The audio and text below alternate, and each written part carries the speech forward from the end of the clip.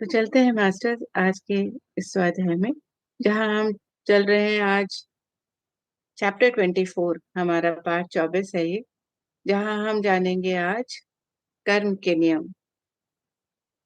बहुत सुंदर है मास्टर्स, बहुत सरलता से हम कर्मों के नियम यानी कि बहुत सुंदर से हमने समझा है। पितामह ने भी कर्म सिद्धांत के द्वारा हमें बताया है, और बहुत तरह से हमने कहीं ना कहीं जीवन में जब से हम छोटे हैं तब से हम ये जान पा रहे हैं कि कर्म का क्या नियम है ना।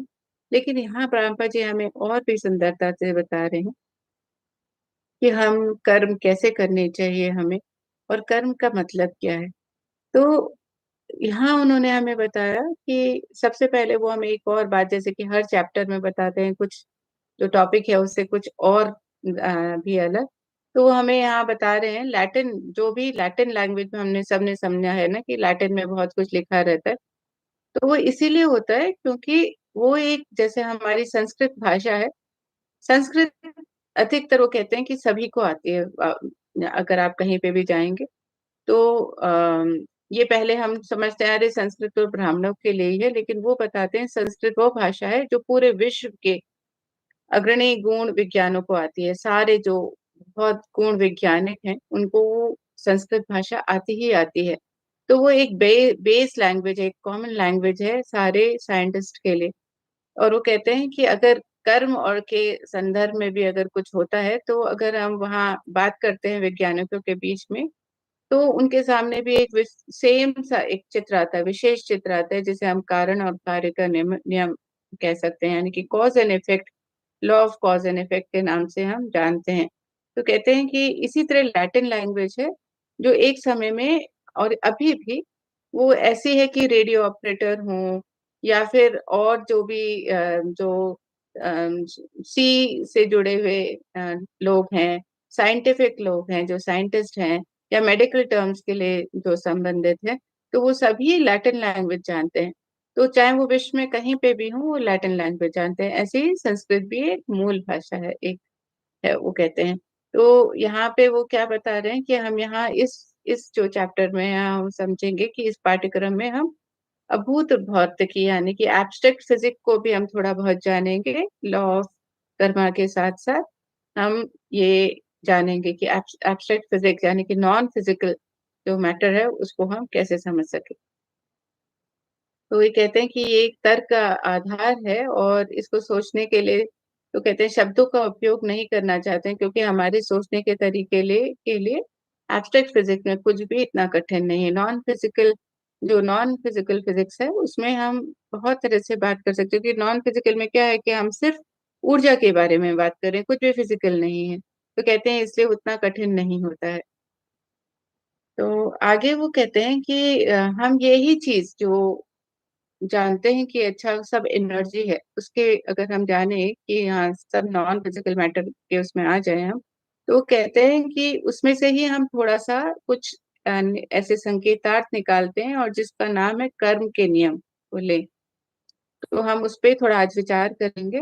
और ये वो एक स्टोरी के माध्यम से हमें बता रहे हैं कि एक एक कोई अमुक अमुक बंदा है, छोटे से जॉनी है, उनके बारे में बता रहे हैं कि जॉनी अभी उनको एक मोटरसाइकिल दी थी। एक छोटा है जो छोटा बच्चा, वो उसको मोटरसाइकिल दी गई थी, और उसे लगता था जैसे उसको मोटरसाइकिल मिली छोटे बच्चे को, तो उसे लगता था ये तो सबसे ज्यादा शक्तिशाली यंत्र है, इससे ज्यादा शक्तिशाली कुछ है ही नहीं दुनिया में। और वो बहुत खुश हो जाता है, बहुत ही आश्चर्य से वो उसका सब कुछ देखता है, एक एक पार्ट को देखता है। जब उसको पहले दिन वो मोटरसाइकिल मिलती है, जैसे कि छोटे बच्चे आपने देखे होंगे कि उनको कुछ इस तरह का मिलता है, तो वो कितने खुश हो जाते हैं ना। उनको लगता है दुनिया का ये तो बहुत ही विचित्र सा यंत्र मिल गया उनको, जहाँ पे वो बैठे बस वो दौड़ने लगती है ना, तो उसको जैसा चला हो वैसा चलने लगती है। तो वो एक रोमांच उनके अंदर, थ्रिल उठता है उनके, वो बहुत ही थ्रिलिंग होता है उनके लिए। और वो इसलिए उनके पास क्या होता है, उनको सिर्फ केवल मशीन पर बैठ जाना ही काफी नहीं लगता है ना। तब कभी वो क्लच डालता है, तो कभी वो उसके साथ ऐसे चढ़ता है उसके ऊपर, कभी वो जब गति होती है ना उसकी स्पीड का आनंद लेता है ना, और कभी कभी वो उसके ऊपर हावी हो जाता है ना। और वो चेतावनी के संकेतों से बेखबर होता है कि अच्छा कोई चेतावनी भी है। वो हमें तेज़ चलाना चाहिए, नहीं चलाना चाहिए, हमें आजू-बाजू देखना है, नहीं देखना है। वो सारी चीज़ें बस उसको नहीं पता होती, वो उसके ऊपर बस बैठ जाता है। और फिर क्या होता है कि अचानक से उसके पीछे ऐसे कोई हॉन्क करने लगता है, हूट करने लगता है, ऐसा शोरगुल होता है क्योंकि आस-पास में उसको पता ही नहीं है कि ऐसा है। तो जो बच्चे होते हैं ना, उनको हम मोटरसाइकिल जैसे थोड़े बड़े हुए स्कूटर या मोटरसाइकिल देना शुरू किया। आजकल तो माता-पिता 14-15 इयर्स के हुए नहीं और बच्चे अपने आप ही लेना शुरू कर देते हैं और चल देते हैं। लेकिन 18 इयर्स या उसके ऊपर होते हैं, तो बच्चों को कोई ना कोई व्हीकल दिलाना होता है, तो ताकि वो लोग जा सकें, पढ़ने जाना है, कुछ है। लेकिन अगर उनको ये सारे लॉ नहीं पता है ना? उनको अगर रोड पे चलाने के नियम नहीं पता है, तो क्या होगा? पुलिस जो ट्रैफिक पुलिस है, वो बगल में आ जाएगी उसके और उसको लेकर चली जाएगी पुलिस स्टेशन, है ना? किसी या फिर उसके लिए चालान काट देगी। तो वो कहेगा कि अच्छा मुझे क्यों लेकर के जा रहे हो? तो बताएगा अच्छा तुमने वो पुलिस ट्रैफिक पुलिस बताएँगे उन्हें कि अच्छा तुमने ऐसा-ऐसा काम किया है, तुमने बिना हेलमेट के तुम आए हो या तुमने सिग्नल नहीं देखा। लेकिन उसको तो पता ही नहीं है ये सारी बातें, बस उसने उठाया और चल दी। तो इसी तरह से क्या है कि हमारे जो कर्म हैं, हम उनका भी नियम है। जैसे ट्रैफिक का नियम है, वैसे ही हमारे जीवन में भी नियम है, कुछ निश्चित, है ना? तो कहते हैं कि इस मामले में एक नियम था कि कोई निश्चित गति सीमा से अधिक यात्रा नहीं कर सकता और वो तो स्पीड में चल दिया था, उसको बड़ा मज़ा आ रहा था बच्चे को। उसको लगा हाँ, कितनी भी स्पीड में जा सकते हैं, हमें रुकना नहीं है, सिग्नल नहीं देखना है हमें, हम तो बस चल पड़ो। तो वहाँ यहाँ पे क्या बताया कि एक नया बच्चा है, एक नया बच्चा कह लीजिए या एक नया-नया बड़ा हो रहा है बच्चा, एक यूथ है, वो लेकर के चल पड़ा है, लेकिन उसको कोई भी नियम नहीं पता है। तो इसी तरह से अगर हमें नियम नहीं पता है, तो हम भी बहुत सारी ऐसी अनदेखी हम कुछ ना कुछ ऐसे गलतियाँ कर देते हैं और जिसका हमें दंड के रूप में जैसे यहाँ ट्रैफिक पुलिस आया था ना, वैसे ही हमें भी वो ऐसे दंड स्वरूप में कोई दंड भोगना पड़ता है।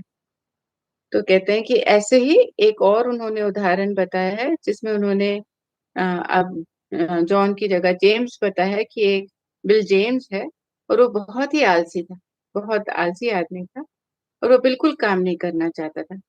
पर उसके साथ एक उसकी फ्रेंड थी, जो बहुत ही ज़्यादा खर्चीली थी और वो जो फ्रेंड है वो उसको उसकी जो फ्रेंडशिप है वो सिर्फ़ इस वज़ह से ताकि उसको उसके कोई ना कोई चीज़ मिलती रहे, बिल से उसको जो भी सारी चीज़ें चाहिए हैं, वो बिल उसको देता रहे, इसीलिए वो उसके साथ फ्रेंड्स में है। लेकिन उससे उसको कोई फ़र्क नहीं कर पड़ता कि वो ऐसा सोचती है कि बिल जेम्स उन चीज़ों को जिन्हें वो चाहती है जब तक कि वो उसे मिलते रहें, वो कैसा लाता है, कहाँ से क्या करता है, बस बिल उसके लिए जो कि बहुत आलसी है, लेकिन उसकी जो भी माँगे होती हैं, उसको पूरा करने की कोशिश करता है क्योंकि वो उसकी फ्रेंड है। तो बिल क्या करता है कि वो ना दुकानों को लूटने के इरादे से आशा करते हुए कि काफ़ी धन मिल जाएगा और वो अपनी फ्रेंड के लिए कुछ खरीद सकेगा, ऐसा करता है वो कई बार, है ना? एक तो एक हीरे जड़ी हुई प्लैटिनम की घड़ी, ठीक है कि वो कहते हैं कि कोई बात नहीं क्या चाहती है लेकिन उसको चाहिए होती है, उसकी फ्रेंड को चाहिए होती है एक हीरे से जड़ी हुई प्लैटिनम की घड़ी। तो बिल जेम्स पूरी जानकारी निकालता है और सोचता है कि अच्छा कहाँ से उसको ऐसी प्लैटिनम की घड़ी मिल सकती है जो हीरे की जड़ी हुई हो, जिसमें डायमंड्स लगे हों।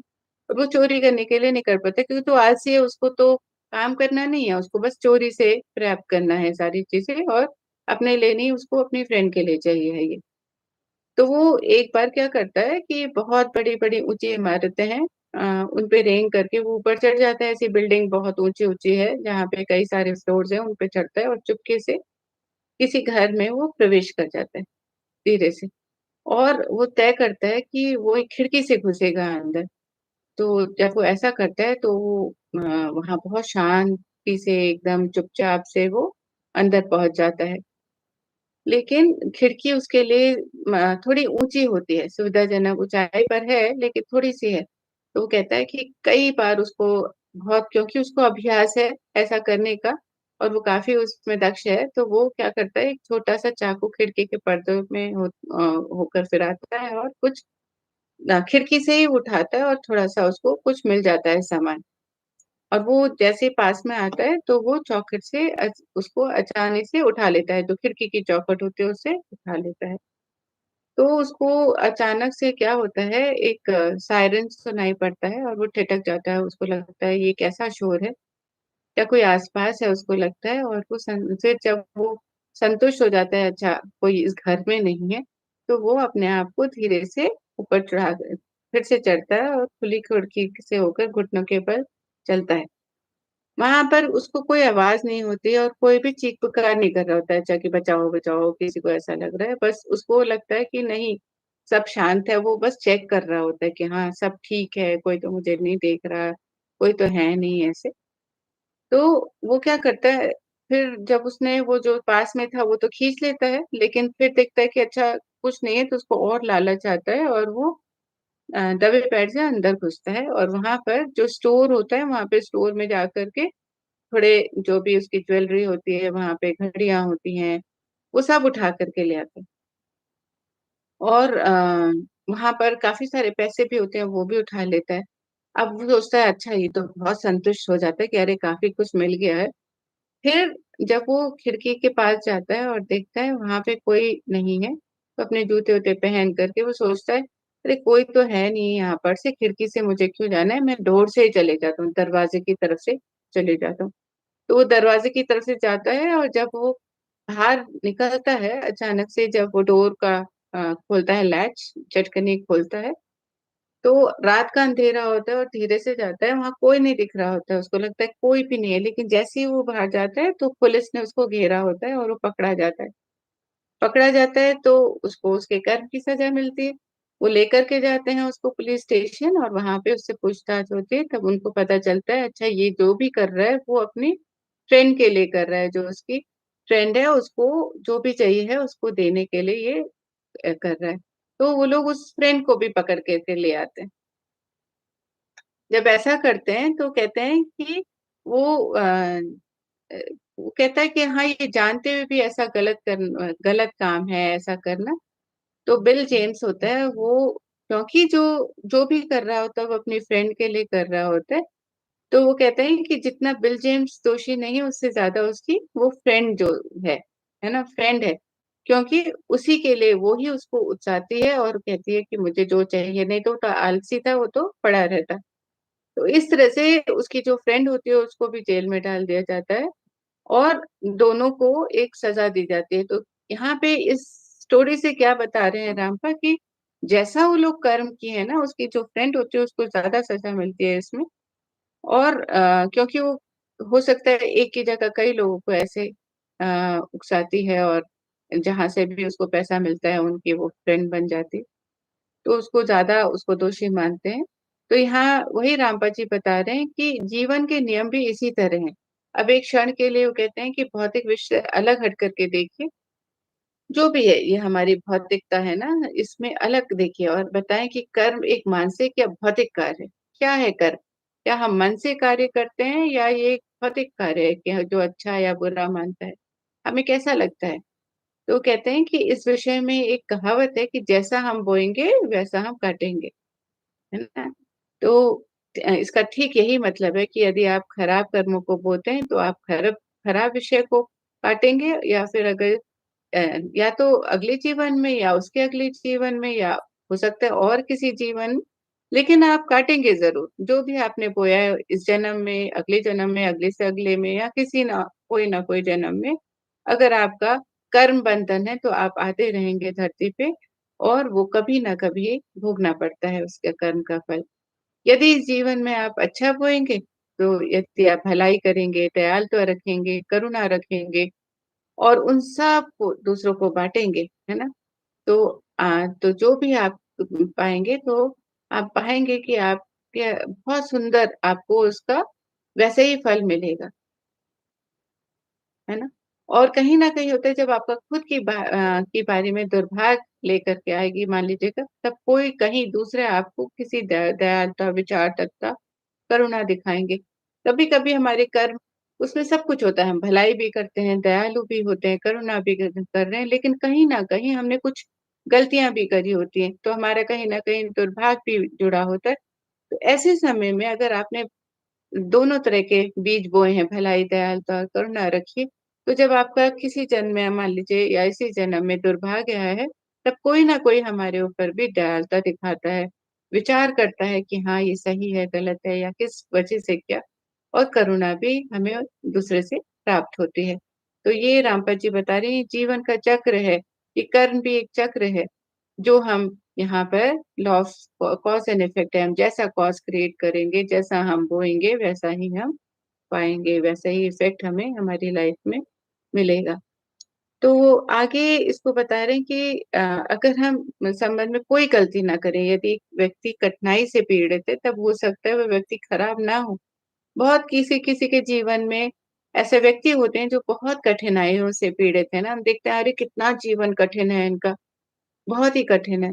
तो कहते हैं कि बल्कि ऐसा ये देखने के लिए होगा कि कठिनाइयों में, पीड़ाओं में व्यक्ति का व्यवहार कैसा व्यवहार होता है। तो अगर वो व्यक्ति है, किसी की भी व्यक्ति है, वो कठिनाइयों में हमेशा ये बोलता रहेगा कि ये मेरे साथ ही ऐसा क्यों हुआ, कोसता रहेगा अपने जीवन को, कुछ ना कुछ बोलता रहेगा, या फिर हमेशा जो भी उसके जीवन में कठिनाई आई है वो किसी दूसरे को दोषी सिर्फ ठहराते रहेगा, या फिर उसको बहुत अच्छे तरह से ले रहा है कि ठीक है, आई है तो आई है, अभी जो भी मुझे बेस्ट करना है उसमें मैं करूं। तो यहाँ पे रामपाल जी बता रहे हैं कि उन्होंने पहली बार बताया कि अच्छा हमें कैसे कॉज एंड इफेक्ट के बारे में बताया ना, कि कर्म का नियम क्या है उसके बारे में हमने जाना कि हाँ, जैसा बोएंगे वैसा पाएंगे। अभी वो क्या बता रहे हैं कि अगर कठिनाई है हमारे जीवन में तो हमारा व्यवहार कैसा है। दूसरा है, उन्होंने दूसरा लॉ बताया कि हमारा व्यवहार कैसा है उस कठिनाई के समय में। ये पीड़ाओं के माध्यम से कहते हैं कि कुछ अशुद्धियां, मानवता की कुछ स्वार्थों को शुद्ध करने का तरीका है। जैसे जो हमारे अंदर जो अशुद्धियां है, कहीं ना कहीं कोई अशुद्धि है ना, तो कठिनाई के समय क्या होता है कि या तो हम बहुत शांत होकर के हर एक जो भी हमारी परिस्थिति है उसमें हम खुश रहते हुए बस उस दिन को जैसा आया है वैसा जीते हैं और बेस्ट देते हैं उसमें, है ना। कभी किसी को हम उस कठिनाई के समय में हम कुछ बोलते नहीं है मुंह से, मन से हम किसी के लिए गलत भाव नहीं रखते हैं, या फिर हम अ, हमेशा रोते नहीं रहते हैं, बेचारे नहीं बनते हैं, सेल्फ पिटी नहीं रखते हैं, है ना। तो उसमें क्या होता है कि हम जो कठिन हमारे अंदर की जो भी, अब अलग अलग व्यक्तियों में अलग अलग अशुद्धियां हो सकती हैं। कोई सेल्फ पिटी से कैद हो सकता है, कोई दूसरों को ही कुछ कुछ उल्टा सीधा बोलता रहता है कि मैं तुम्हारे वजह से ऐसा हुआ। कोई मन से जेलसी होती है किसी के अंदर की, हाँ बहुत जलन है किसी के लिए कि अच्छा उसके जीवन में तो सब बहुत अच्छा हो रहा है, वो कैसे हो सकता है, मेरे जीवन में तो ये इतनी सारी परेशानियां दे दी हैं परमात्मा ने। तो हमारे अंदर ना बहुत सारी अशुद्धियां होती हैं किसी ना किसी तरह से, और हम कई बार अपने स्वार्थ को शुद्ध करने में, स्वार्थ में हम दबे होते हैं कि हम अपने बारे में ही सोच रहे होते हैं। तो हमारे किसी जीवन में, किसी हमने जन्म में ये अशुद्धियां को हमने कलेक्ट कर लिया है, हमारी कंडीशनिंग भी के वजह से, हमारी मान्यताओं की वजह से, जो भी हमारे अंदर ये टेंडेंसीज है ना, जो भी हम लेकर के आए हैं पिछले जन्मों से, तो उनकी वजह से भी कई चीजें हमारे अंदर अभी भी अशुद्ध होती हैं। जो हमारे संस्कार हैं पिछले जन्मों के, वो हम लेकर के आए हैं। तो वो अशुद्धियों को दूर करने के लिए हमने ही चुना है उन कठिनाइयों को, ताकि हम अपने आप को शुद्ध कर सकें। हम उन स्वार्थों को शुद्ध कर सकें जो हमने पिछले जन्मों में एकत्रित किए थे, स्वार्थ बंधन हमारे थे उनको। तो कहते हैं हर कोई, चाहे वो राजकुमार हो या भिखारी, उससे गुजरता ही है ना। हर कोई, वो कहते हैं कि चाहे वो राजकुमार हो या भिखारी हो, उन सबको अपने आप को शुद्ध करना ही करना है। ऐसा नहीं है कि कोई एक आत्मा है, वो आज राजकुमार है और एक भिखारी है। कहते हैं हर कोई इस जीवन चक्र से गुजरता है। तो आज कोई राजकुमार है तो वही किसी जन्म में भिखारी है, जो भिखारी है वो किसी ना किसी जन्म में राजा रहा है। ऐसा हमने कई सारी स्टोरीज जानी भी है मास्टर्स। तो कहते हैं कि वो कहते हैं कोई व्यक्ति एक जीवन में ऐसा, कोई राजा है, कोई अगले जीवन में हो सकता है राजा हो। तो शायद काम पाने और असफल होने के प्रयास में, और जैसे कि एक पत्ती तूफान से उड़ाई जाती है, वो डामाडोल होकर के घूमने का प्रयास करती है ना। जब आप पत्ती को उड़ाएंगे तो कैसे होती है, वो लहराती हुई उड़ती है और फिर घूमने का प्रयास करती है। इसी तरह से एक शहर से दूसरे शहर की तरफ पैदल चलता हुआ भिखारी भी हो सकता है कि वो एक शहर में वो भिखारी है, फिर अगले शहर में वो जाता है, तो ऐसा वो भिखारी भी हो सकता है ना? तो उसने क्योंकि उसके अंदर अशुद्धियाँ हैं, वो सीख रहा है। इस जीवन में सीख सीख रहा है कि जो उसकी अशुद्धियाँ हैं, उसको शुद्ध कैसे करे।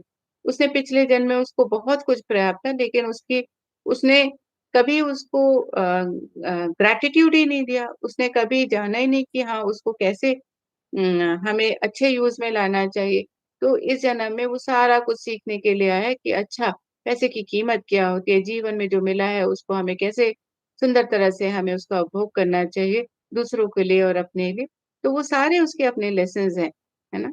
तो मास्टर यहाँ पे रामपत जी हमें क्या बता रहे हैं कि जो भी कठिनाइयाँ हैं, उन्हें हमें हँसी-खुशी लेना चाहिए और उनसे सीखने का प्रयास करना चाहिए। जो भी परिस्थिति है, वो हमें क्या सिखाने के लिए आई है। हमारे इस जीवन में यहाँ धरती पे आने का लक्ष्य ये है, हम जो इन कर्मों के साथ आए हैं, अपने कर्म बंधन के साथ कर्म चक्र में होते हुए, वो सिर्फ़ ये है कि अपने आप को कैसे शुद्ध करें, कैसे जो अभी भी पकड़ा है, जो अभी भी अशुद्धियाँ हैं हमारे भीतर, उनको कैसे हम क्लीन करें। तो आप सब जो ये यात्रा में भी आए हैं अभी, तो कभी गुस्सा आया होगा आपको बहुत ज़्यादा, लेकिन ध्यान में आने के बाद वो खत्म हो गया या कम हो गया। कभी हमारे अंदर जेलसी भी आई है कि हाँ, हम दूसरों को देख कर के किसी के जीवन में हैं या अभी भी कई बार होता है, उसको कैसे हम शुद्ध करते चलें, कैसे हम प्रयास करते चलें कि हम और अशुद्धियाँ जो हमारे भीतर हैं, वो हम उसको शुद्ध करें, चाहे वो डर हो हमारे अंदर, चाहे हमारे अंदर करुणा का अभाव है ना? हम कई बार होता है, कई लोग बहुत करुणा करते हैं, हम देखते हैं कि अरे! जीवों के साथ तो बहुत ही करुणा के साथ रखते हैं।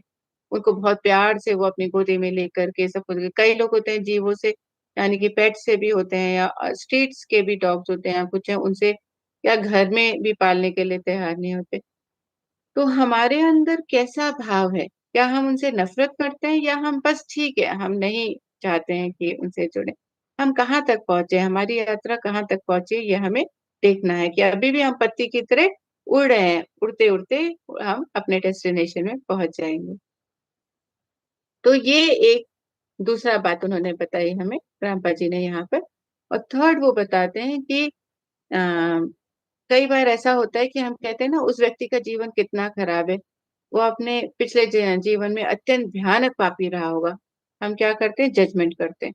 तो पिता हमने हमें बोला कि नो जजमेंट यहाँ पे रामपा जी हमें डीपर बता रहे हैं कि नो जजमेंट कहाँ से आया क्योंकि पितामह की भी ये पहली पुस्तक रही है। तो उन्होंने इस बात को बहुत गहराई से समझा है और अपने जीवन में उतारा है और हमें भी बताया है। तो यहाँ पे रामपत जी बता रहे हैं कि उस व्यक्ति का जीवन जिसका हमें लग रहा है कि कितना खराब है और हम उसको जजमेंट कर रहे हैं कि ज़रूर इसने बहुत भयानक पाप करा होगा पिछले जन्म में, इसीलिए इसका जीवन इतना कठिन है, इतना ही इसके जीवन में खराबी है। तो लेकिन रामपा कह रहे हैं ये निरर्थक है। हमें इस बारे में कोई जजमेंट करना नहीं है। ये निरर्थक है कि हम इस बारे में अपना कुछ विचार डालें। कहते हैं उच्च अस्तित्व जिन्हें हम अवतार कहते हैं, जैसे जितने भी अवतारों के बारे में हम जानते हैं ना, कितने सारे अवतार अलग-अलग धर्मों में अलग-अलग अवतार आए हैं, है ना? हम ही जानते हैं जैसे अब कि महाविष्णु 10 अवतार में आए हैं धरती पर। और कुछ निश्चित कार्यों के लिए आए हैं। उनको पूरा किया जा सके को लेकर के वो पृथ्वी पे आ आते हैं। तो ये अवतार किस लिए आते हैं? वो किस कुछ निश्चित कार्य हैं। जैसे कृष्ण आए, वो धर्म के बारे में बताने आए। जब राम और सीता आए, वो प्रेम, दिव्य प्रेम कैसे होना चाहिए धरती पे उस समय, उसको बताने के लिए आए। है ना? ऐसे अलग-अलग रूप में, अलग-अलग अ, रूप में आते रहे हैं अवतार, अनन्य अवतार आए हैं, चाहे वो शिव के हों या हर एक धर्म में जीसस हैं, उन वो आए हैं। तो हम जानते हैं कि कैसे वो लोग क्यों आए हैं धरती पे, वो अपना एक निश्चित कार्य के लिए आए थे।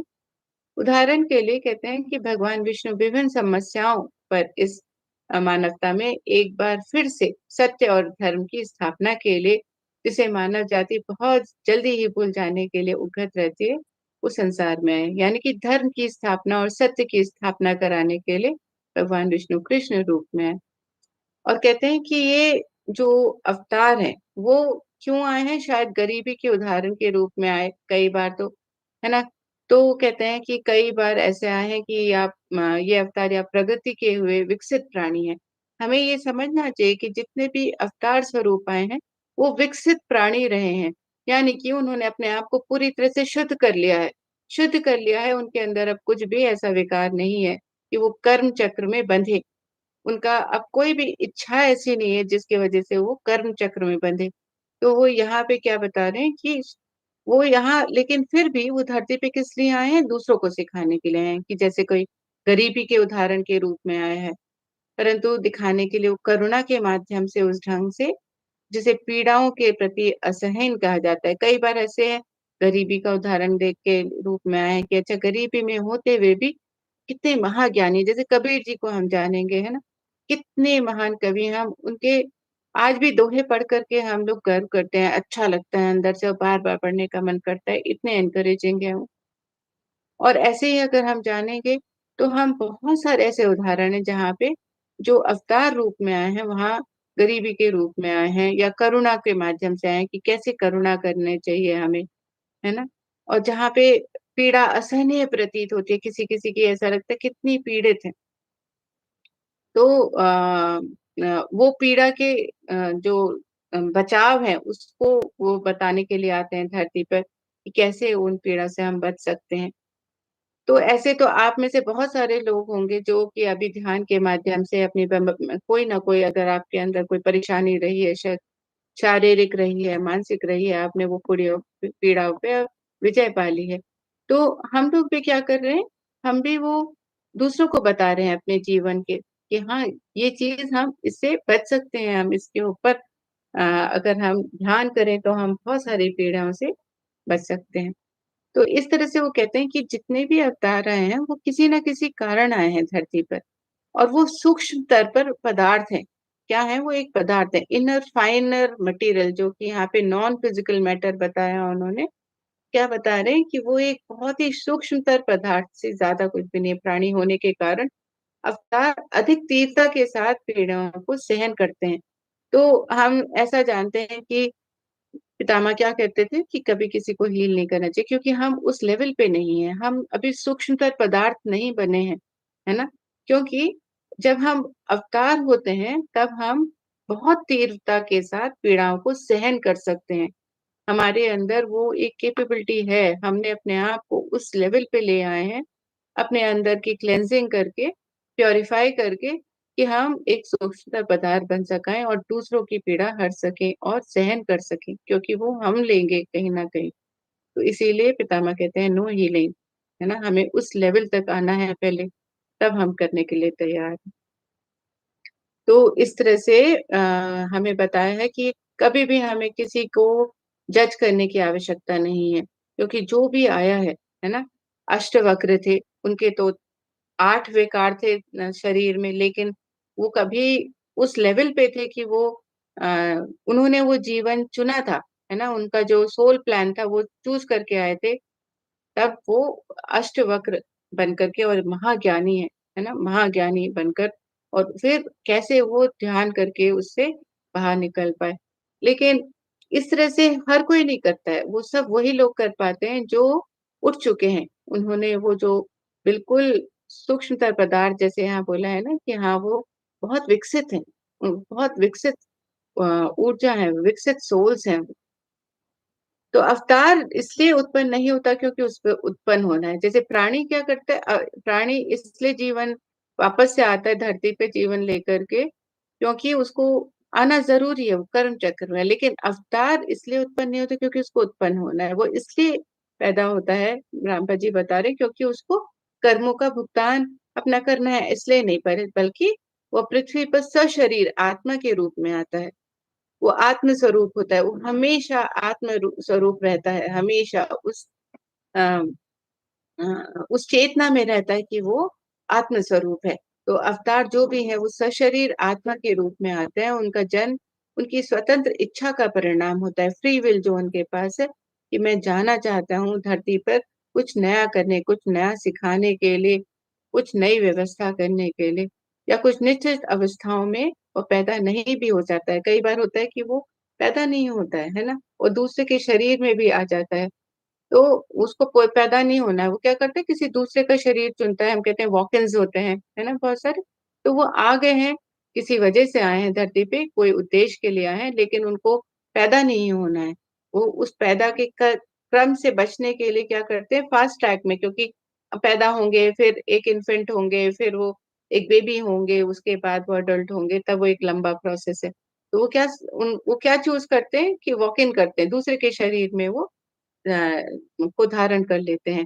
कहते हैं इस हम धार्मिक विश्वासों में के मामले में कहते हैं कि कई बार जो ऐसे नहीं चलना चाहिए। तो बाइबल में भी बता रहे कि जीसस के बारे में बताया है कि जीसस नामक आदमी जोसेफ और मैरी से पैदा हुआ था, परंतु समय के पूरा होने पर, जब उनका वो समय पूरा हो गया था जिस कारण से वो आए थे, तब जीसस वयस्क आदमी थे, एक काफी अडल्ट, मतलब उन्होंने जीवन देख लिया था, कहते हैं बुढ़े होने के उसमें आ गए। तो जीसस जंगल के संघनता में घूम रहे थे और ईसा की आत्मा, भगवान की आत्मा अवतरित हुई और जीसस के शरीर में प्रवेश करी। तो कहते हैं कि जीसस, ये भी एक बाइबल में व्याख्या है कि जीसस के शरीर में, जैसे जीसस बड़े हुए, तब उनके शरीर में परमात्मा की आत्मा प्रविष्ट हुई। ये एक कहीं पे बताया गया है, रामपा जी हमें बता रहे हैं। दूसरे शब्दों में वो कहते हैं कि जिसमें एक आत्मा आई और उसने जोसेफ और मैरी के पुत्र के रूप में जीसस के इच्छुक शरीर को अपने अधिकार में ले लिया। तो आत्मा एक आई और जीसस के शरीर में, जो इच्छुक शरीर था, जिसको वो जान पाए, जो शरीर भी हर कोई शरीर में नहीं वॉक इन कर सकते हैं, जो इस योग होगा तभी वो शरीर में जो वातावरण वो चाहते हैं उस शरीर में वो प्रवेश करती हैं, जो ऐसी शुद्ध आत्माएं होती हैं। तो ये एक उन्होंने बताया। और फिर वो कहते हैं कि यदि भी हम इसका उल्लेख करते हैं तो विचार करना चाहते हैं कि कुछ लोग दुर्भाग्य और गरीबी के लिए कोसे जा रहे हैं, लेकिन वास्तव में वो दूसरों की मदद करने के लिए आए हैं। ये दिखाने के लिए आए हैं कि दुर्भाग्य और गरीबी के द्वारा क्या प्राप्त किया जा सकता है।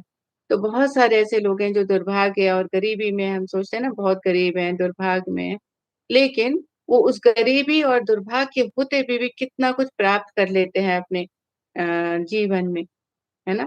तो बहुत सारे ऐसे लोग हम जानते हैं, बहुत सारे, है ना? तो अगर आप एग्जाम्पल में देखेंगे तो गरीबी और दुर्भाग्य में, अ, जैसे शरीर के भी उसमें देखें तो कालिदास थे, है ना? कालिदास जी कितने उनका जीवन में बताया गया है कि कैसे वो दुर्भाग्यवश थे, बहुत ज्ञानी नहीं थे, लेकिन बाद में वो कितने ज्ञानी, महान गायक बने, महान कवि बने। तो इस तरह से उसका भी है। अगर हम आजकल में भी देखें तो ऐसे हम अपने प्राइम मिनिस्टर को भी देखें कि अच्छा वो गरीबी में थे, कैसे थे मोदी जी, और उनका उस समय जज सोचे अरे वो तो ये कितने गरीब परिवार में आए थे कि चाय बनाते थे या कुछ थे, लेकिन उन्होंने उसमें रहते हुए कितना कुछ प्राप्त किया, क्योंकि वो दिखाने के लिए आए हैं।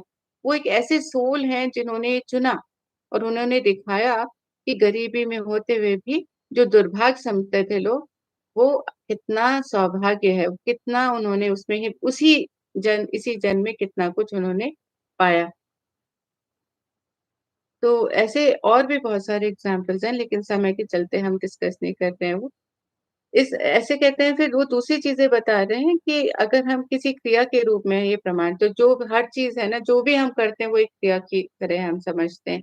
तो इस प्रकार यदि आप शुद्ध चीजों की सोचेंगे तो शुद्ध रहते हैं। अगर आप किसी विषय, सब कुछ हमारे मन के विचारों से, सबसे पहले सब कुछ क्या होता है, हमारे विचार। तो वो बता रहे हैं कि अगर आप कुछ शुद्धता के बारे में सीखेंगे तो आप शुद्ध हो जाते हैं, अगर आप किसी अशुद्ध विषय के बारे में सोचेंगे तो दूषित हो जाते हैं। तो हम अपनी सोच और हमारी कितनी, हमारी कैसी है, वो हमें अपने ऊपर ध्यान देना चाहिए। और वो भी एक कर्म बंधन में हमें बनाती है, क्योंकि हमारी सोच है, उससे भी हम कर्मों में फंसते हैं। तो हमें अपनी सोच को भी सुंदर बनाना है, शुद्ध बनाना है। और वो कहते हैं जब तक आपके अंदर की इच्छाएं हैं, इच्छाएं शुद्धता और भले विचारों के घातक आक्रमण के कारण मर ना जाए, हमारी हर इच्छाएं जो है शुद्धता और भले विचारों के कारण जब तक मर नहीं जाए। इच्छाएं कहाँ से आती हैं, हमें कुछ ना कुछ कंपैरिजन है, हमें ये चाहिए वो चाहिए, कहाँ से आता है, हमारे ही विचारों से आता है। जब हम कंपैरिजन करते हैं, हम सोचते हैं कि हाँ हमें ये और चाहिए, ये मेरे लिए कम है। और तो कहते हैं जब तक हमारी इच्छाएं मर ना जाए, उनका कारण ना मर जाए, तब तक हम पृथ्वी पे आते ही चले जाएंगे। तो कहते हैं ना कि हाँ, अपनी इच्छा जो भी है, लास्ट में जो व्यक्ति कहीं जा रहा है अपना शरीर छोड़ कर के, तो उससे उसकी इच्छा पूछी जाती है, अगर अभी भी कोई इच्छा है तो बता दो। क्यों पूछी जाती है? पुराने ज़माने से चली आ रही है प्रथा। क्योंकि ताकि उसको इस पृथ्वी पे ज़बरदस्ती ना आना पड़े। उसकी फ्री विल से वो जब आना चाहे तभी आए वो आत्मा वापस। तो ये एक इच्छाओं के ऊपर कहते हैं कि कैसे हम अपनी इच्छाओं से ऊपर उठें। यहाँ पे रामपा जी बता रहे हैं।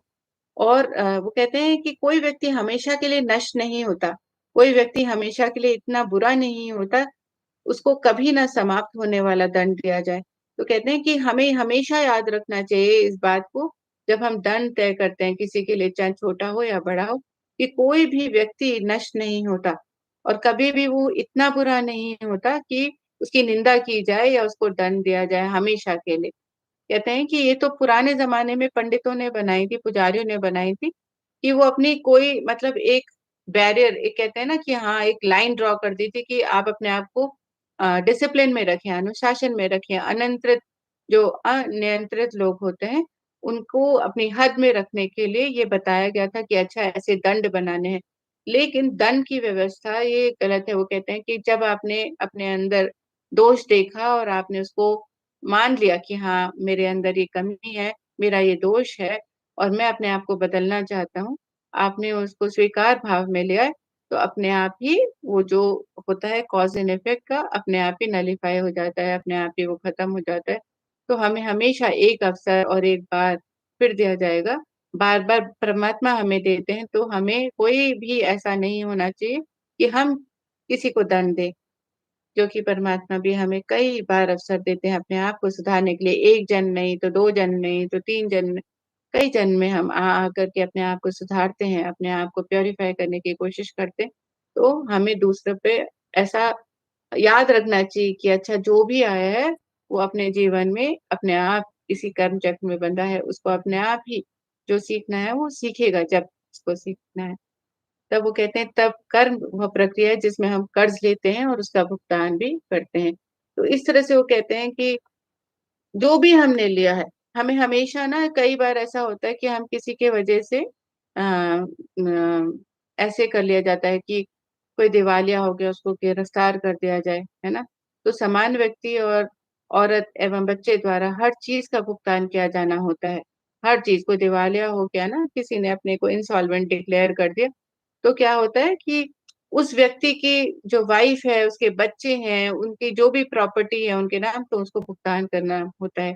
तो कहते हैं कि केवल अवतार ही पृथ्वी पर कर्म के इन नियमों से बंधा हुआ नहीं होता।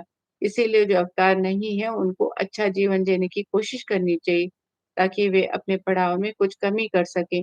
क्योंकि दूसरे ग्रह और अस्तित्व में दूसरे तलों में काफ़ी अच्छा जीवन है। कहते हैं सिर्फ़ पृथ्वी है जहाँ हम सीख रहे हैं, या धरती, जो ये सीखने के लिए स्कूल है, लेकिन जब हम अपने ये पड़ाव हैं, अपने कोशिश करनी चाहिए कि हम अपने जीवन को कितना सुंदर बना सकें, कैसे हम अपने को शुद्ध कर सकें हर बार में, ताकि हमारे जो पड़ाव हैं, पड़ाव क्या है? हर बार एक नया जन्म, हर बार एक नया जन्म।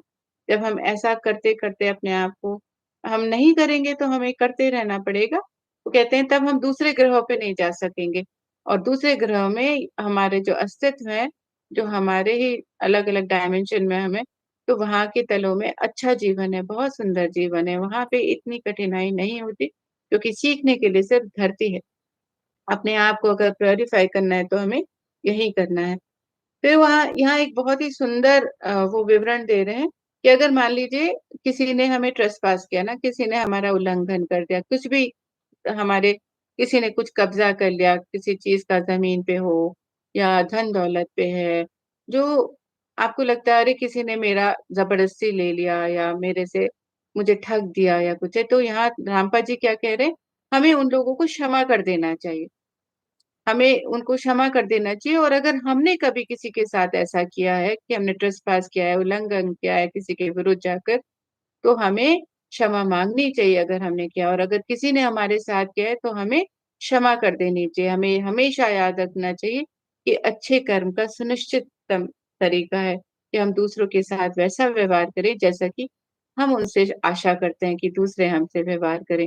तो अगर हम चाहते हैं कि अच्छा हमने कोई गलती करी है, हमें माफ़ कर दे, हमें क्षमा कर दे, तो हमें दूसरे को भी क्षमा करना चाहिए, चाहे वो उसने हमारे कितना भी उसने उल्लंघन किया है, ट्रेसपास किया है हमारे साथ।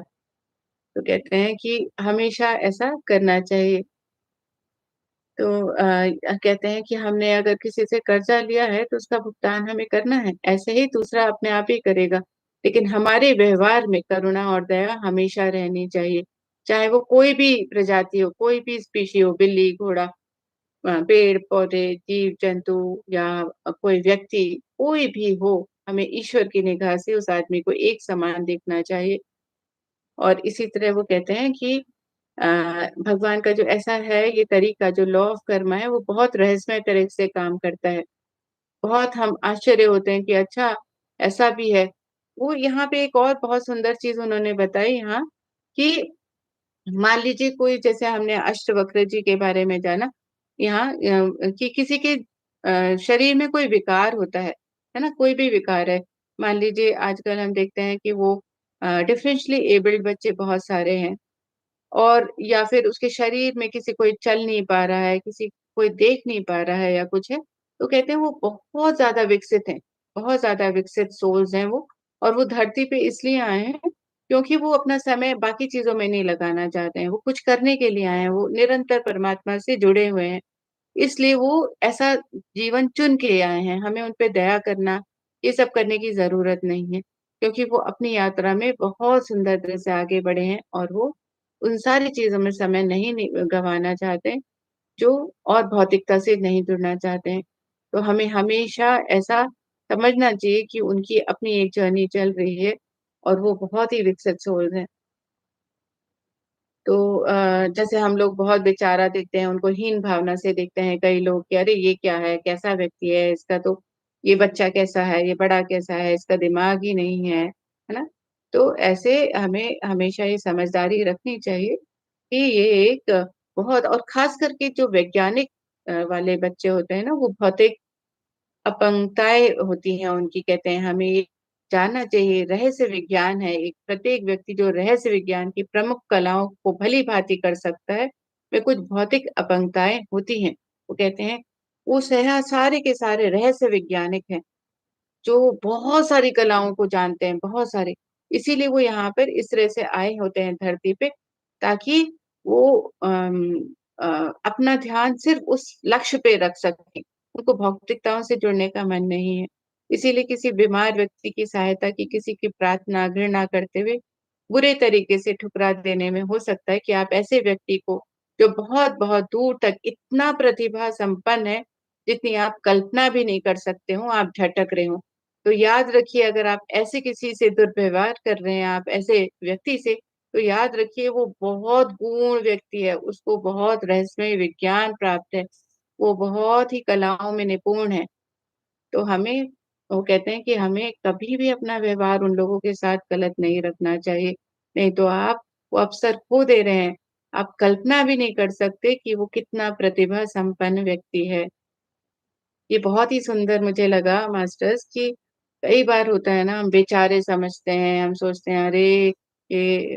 इसके जीवन में ऐसा बच्चा आ गया या ऐसा कोई है जिस कहीं न कहीं से वो अपंग हमें दिखाई देता है, पर वो अपंग नहीं है, हम अपंग हैं, ऐसा हमें मानना चाहिए।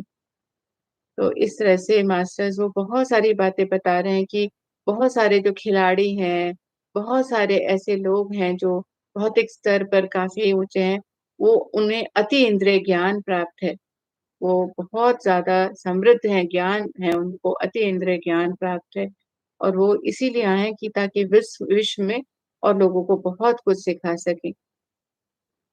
तो इस तरह से मास्टर्स उन्होंने कई सारे हमें बताया है कि हमारे कर्म कहाँ गलत हो जाते हैं हम और हमें कहाँ पे ध्यान रखना चाहिए कि हम मन से, हम कर्म से, अपने विचारों से हम कैसे हम कर्म बंधन में जुड़ते जा रहे हैं और उस साइकिल में आते चले जाएँगे। तो बहुत सुंदर सा आज हमने ज्ञान पाया।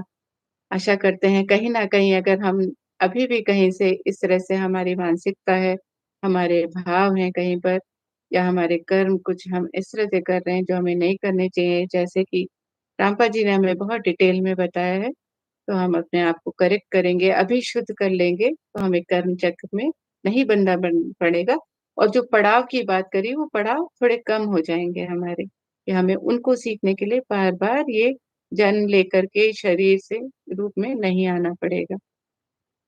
Thank you so much masters, यहीं मैं अपनी वाणी को विराम देती हूँ आज। आशा करती हूँ कि कुछ नया सीखा हमने अपने जीवन में उतारने के लिए।